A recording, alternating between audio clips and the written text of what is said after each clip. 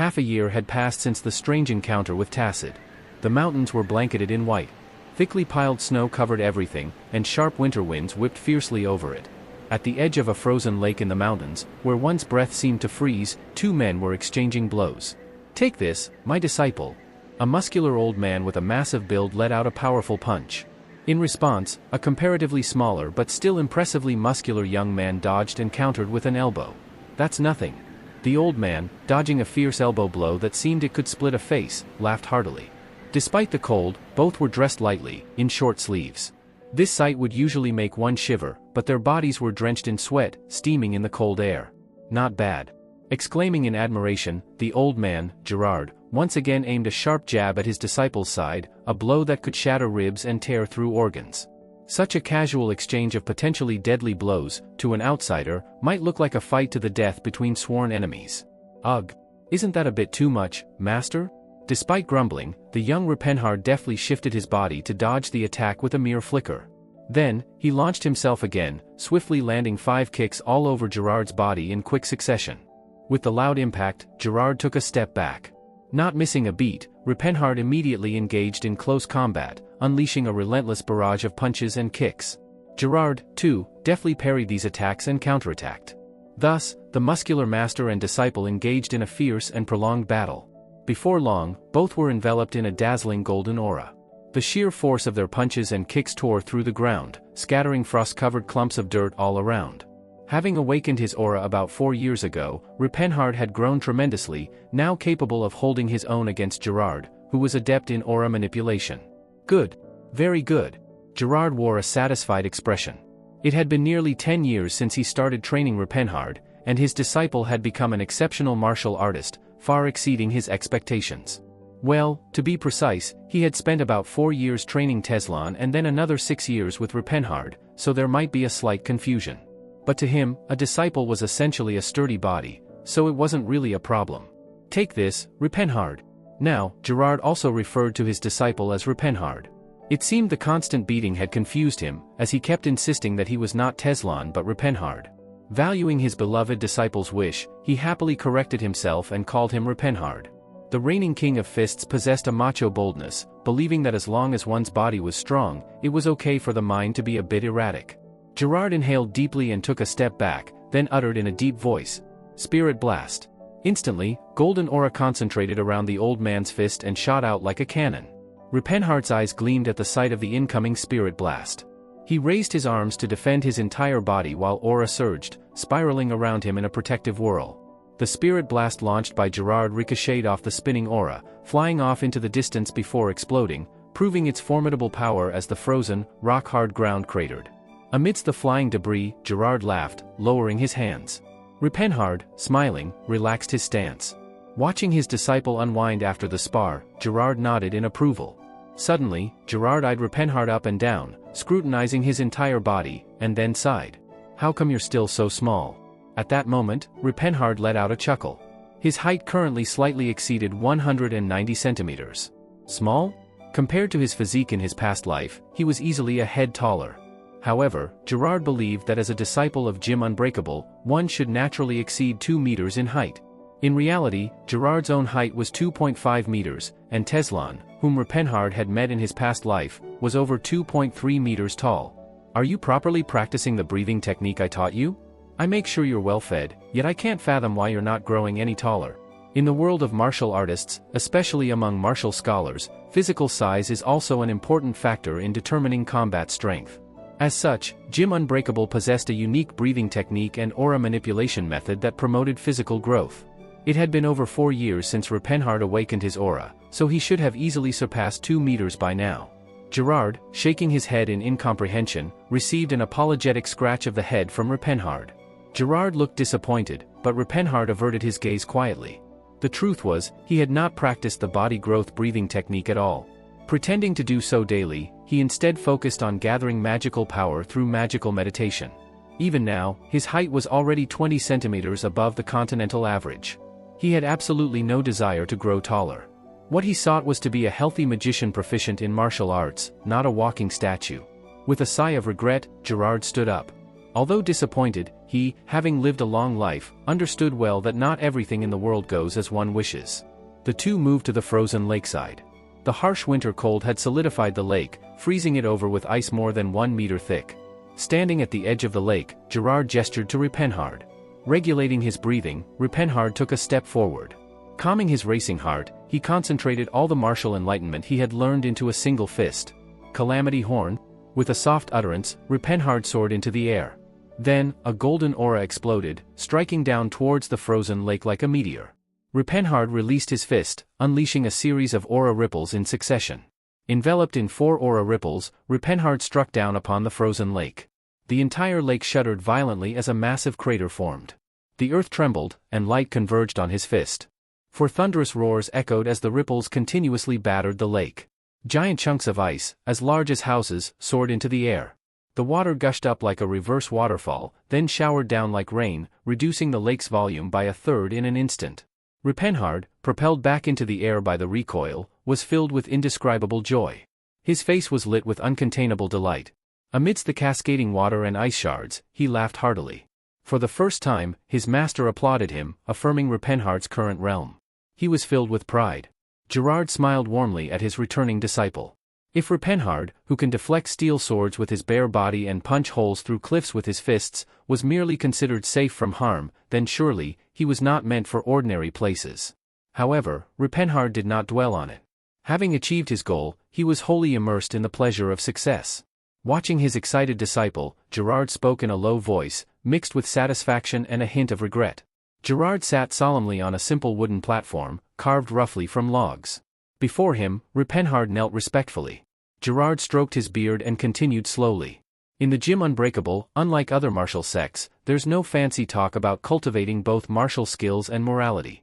The philosophy here was straightforward: those who work hard to gain strength are entitled to enjoy their life to the extent of their efforts. Gerard also, though he spoke in such a manner, did not truly believe his disciple would become a petty villain. After all, it is said that those who know their own pain can understand the pain of others, isn't it? Thus, he had no worries about his disciple's temperament. Gerard cleared his throat momentarily. It was a new sentiment for him. 60 years ago, what his master had said to him, he was now saying to his disciple. First, it's good to amass wealth, but as much as possible, do not acquire wealth through injustice. Ripenhard tilted his head in confusion. What? Even if it's okay to become a villain? Gerard chuckled. How similar they were. He had asked the exact same question when he descended the mountain. It seems people's thoughts aren't that different after all. If you're going to be a villain anyway, be a villain with class. If one is to be a successor of our martial sect, even as a villain, one should be a stylish villain. What a strange philosophy. Looking down at Ripenhard, who was inwardly clicking his tongue, Gerard continued. Second, as much as possible, stand on the side of those who are wronged. I did say it's okay to become a villain, but wouldn't it be better to live a life that is praised? As expected, the disciple asked the same question he had 60 years ago. The wronged? Not on the side of the weak. Gerard smiled warmly and repeated the answer his master had given him. Being weak does not necessarily mean being wronged. And in this world, there aren't many stronger than you, everyone else is weaker. Then, on what basis will you distinguish between the strong and the weak? Ripenhard was convinced by the argument. And third, this is actually the most important. Suddenly, Gerard's expression turned serious. You must never let the lineage of Gym Unbreakable be severed. This is the most important, the greatest duty. You must find a disciple and continue this grand teaching. Do you understand? Gerard earnestly emphasized this to his disciple. In fact, the first two were merely add-ons to make it not seem too bland. The truly important duty was only one, to find a disciple and continue the lineage. Ripenhard nodded seriously. Yes, master. I will surely fulfill it. Ripenhard responded with perfect agreement, but his true feelings were a bit different. Honestly, he felt that even if such a vicious teaching were to be discontinued, it wouldn't be much of a loss. Moreover, considering the effort Gerard had put into training him, raising a disciple was by no means an easy task. It was not only a matter of enduring hardship, but also of spending a considerable amount of money.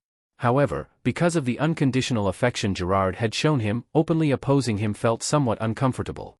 Therefore, Ripenhard inwardly decided to compromise appropriately. If a child with talent appears, and if I manage to rebuild the empire and have some leisure time, then I will consider raising a disciple, master. But I cannot promise anything. Gerard laughed heartily, perhaps interpreting his disciple's expression as a sense of burden for a significant responsibility. There's no need to take it so seriously. Do you think it's easy to find a child with the right material? It took me 30 years to meet you. There's no need to dedicate your whole life to this task.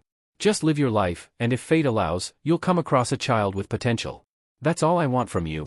Having said that, Gerard threw a bundle he had by his side. Take this. I've packed some clothes and a bit of travel money. It should be enough for a while. At the mention of money, Rupenhard brightened up and caught the bundle. Then, he discreetly opened the purse inside the bundle. It contained 30 silver coins.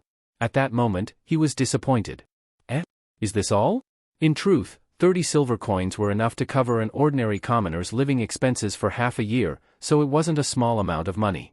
However, with all the wealth you've saved up, you could have been more generous, sheesh. The Gerard he knew was quite wealthy. Since his youth, Gerard had traveled the continent as an adventurer, exploring various ancient ruins and selling the artifacts he found to amass a great fortune. Even in his older years, he didn't stop managing his investments through various businesses, making this muscular old man one of the top 10 richest people in the Vasily kingdom, despite appearances. He had set up this remote residence to keep his disciple from escaping, but in fact, he owned a splendid mansion in the kingdom's capital. Seeing Rupenhardt's dissatisfied look, Gerard chuckled. It was as if he had expected such a reaction.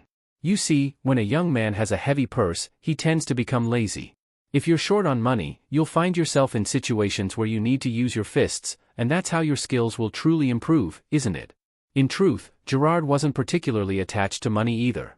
However, raising a disciple in the Gym Unbreakable required substantial resources, so historically, all Fist Kings had the duty to diligently amass wealth from their youth. Indeed, he had already spent more than half of his saved wealth while training Rupenhard. Still, 30 silver coins is, Rupenhard clicked his tongue repeatedly. The cost of the healing bathwater used during training was 10 times that amount. Just take it, will you? I wish I could give more, but the allowance for disciples descending the mountain is predetermined in our sect. When I descended, it was 25 silver coins. Considering inflation, I've given you a fair amount. Somehow, as he spoke, Gerard's tone turned into that of a servant calculating expenses. Stroking his beard, he coughed awkwardly. Anyway, it seems counting coins during a touching descent scene is also a tradition of our sect. Regardless, it was a gift, and Rupenhard should be grateful. Packing his bundle, Rupenhard joked with Gerard.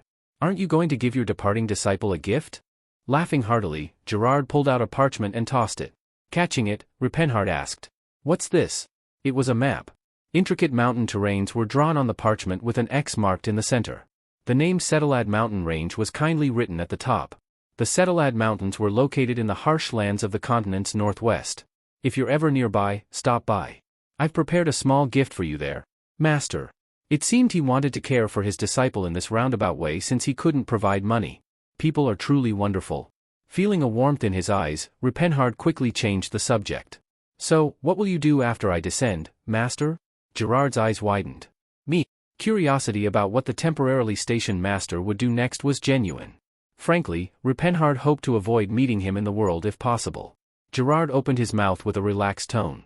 Having resolved my life's duty, I guess I'll wander the world for a while. And if I see a child with potential, I might take them in and teach them. Our sect has a one-disciple tradition, is it?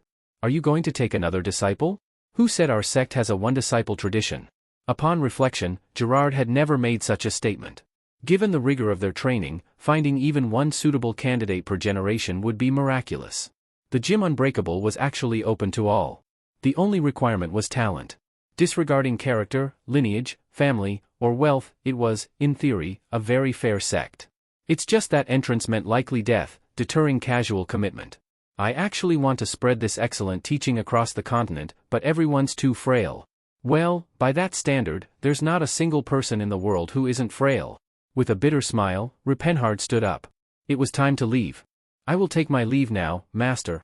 Congratulations on your descent, my disciple. A man's farewell ought to be cool. Rupenhard silently turned away and began to run across the open ground. Before long, the noisy steps grew distant. With his silver beard fluttering, Gerard laughed heartily. Master, I can finally repay the grace you've bestowed upon me. Gerard looked up at the chilly winter sky. It seemed as if his master was smiling down at him from above with satisfaction. He then turned his gaze back to the figure of his disciple. The disciple's running pace began to slow. He kept looking back as he went. It was understandable. Gerard could deeply feel what his disciple, who had finally gained strength after all the hardship and suffering, might be feeling as he descended the mountain. The mixed feelings of excitement and regret were something he had experienced himself 60 years ago. "Go forth, my disciple." Gerard thrust his fist into the air. A golden aura surged from his entire body, shooting high into the sky. With a pillar of light, he blessed his disciple as he ventured into the world. "Go forth, my disciple. Do not lament our parting. Run forward like a man. You are the disciple of the greatest transmitter of teachings on earth. Is this truly the end?" Even as Rupenhard moved on, he kept looking back. Is it real? Have I truly been released from here? Having been through so much hardship, it was hard to believe that he was actually descending the mountain. It felt like a dream he had longed for and lived in was still ongoing. Thus, Rupenhard continued to look back as he went down the mountain. It seemed as though that demon-like master of his might chase after him, grab him by the neck, and burst into maniacal laughter saying, "Ha ha ha. I was just kidding. Actually, there's the next phase of training."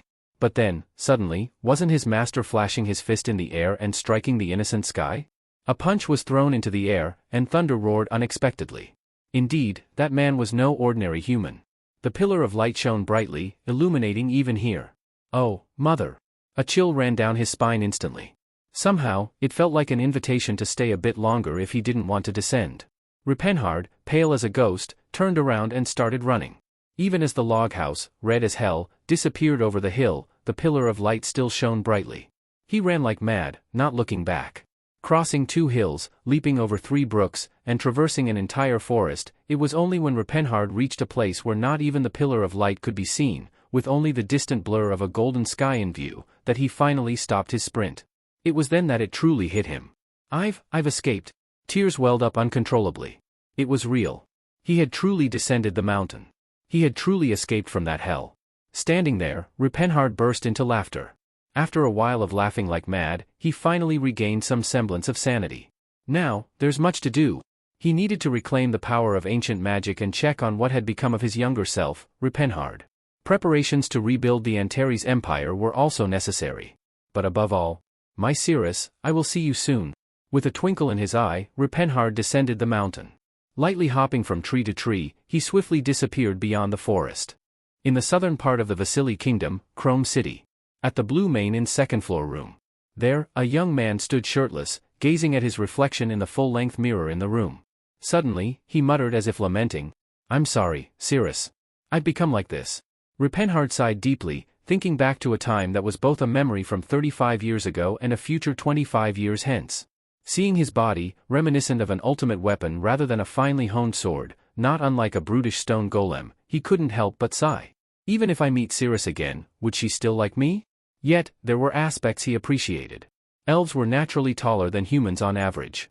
Cirrus, being a female elf, was no exception, possessing a perfect figure with a tall stature in her previous life. Put simply, Cirrus was a finger's length taller than Rupenhard in her previous life. Of course, he was already at an age where he wasn't swayed by external perceptions, but being a man, he couldn't help feeling a complex about being shorter than his lover. "Now, I'm much taller, he.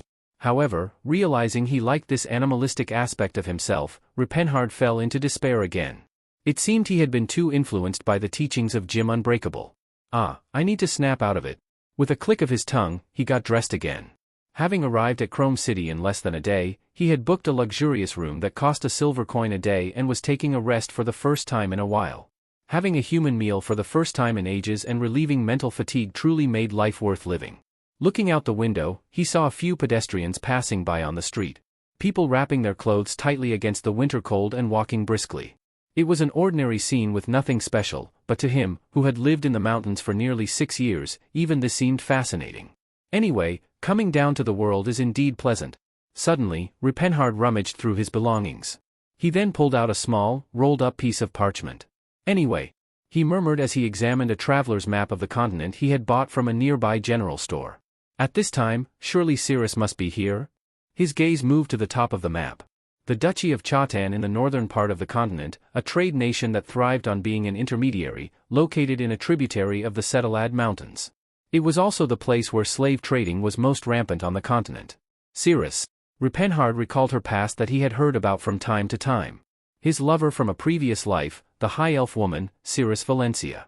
She had grown up among elves who barely survived in the wilderness of the continent's outlands and was captured by slave hunters at the age of 20, which would be about 5 or 6 in human years.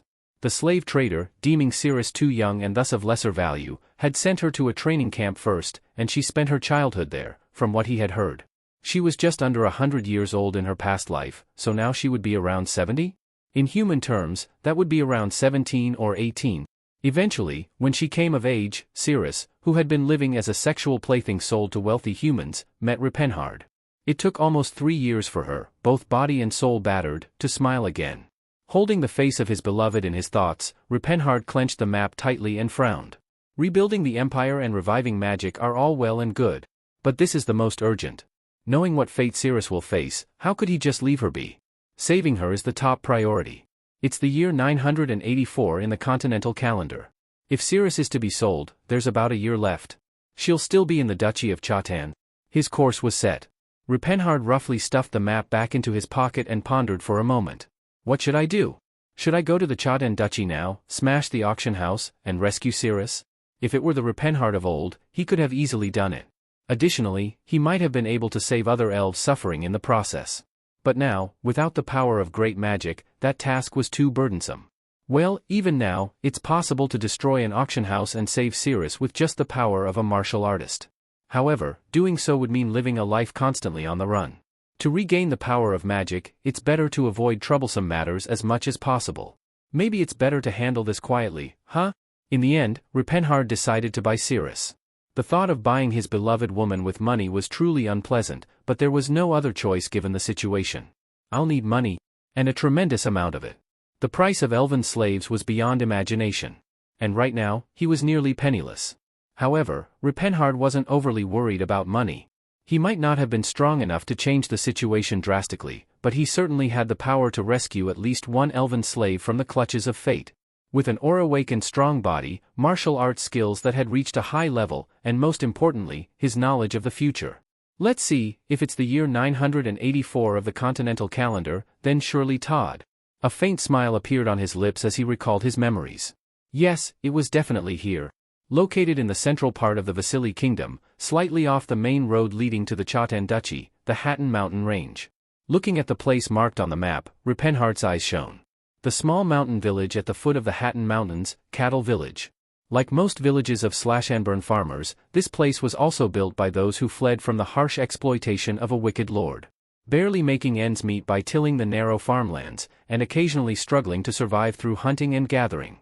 However, being deep in the mountains yet slightly away from the monster's territory, it was relatively a peaceful place.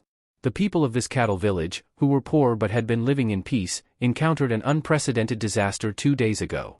In front of the village hall located at the center of the village. It's dangerous, Chief.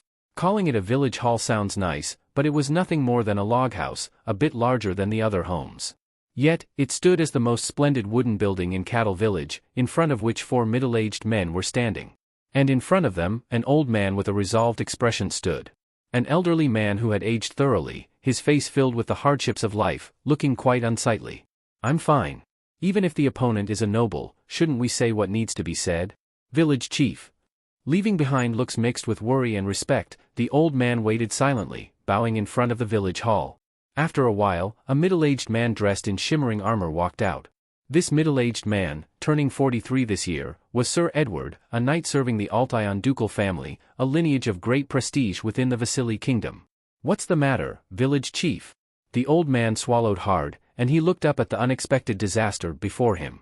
A group of knights in splendid armor, who suddenly appeared in the peaceful cattle village, brought their warhorses deep into the mountains, introducing themselves as from the prestigious Altion ducal family of the royal capital and bluntly demanding accommodations and provisions to be prepared for a brief stay. Facing these fierce knights, the simple mountain villagers could hardly resist. They vacated several homes and gave up all their food prepared for the winter. Occupying 5 large houses and the entire village hall among the less than 20 log houses in the village, these men continued to deplete the village's food supplies while settling in. They were practically no different from bandits, except for perhaps not coveting the village women as knights might. Naturally, the village was in uproar.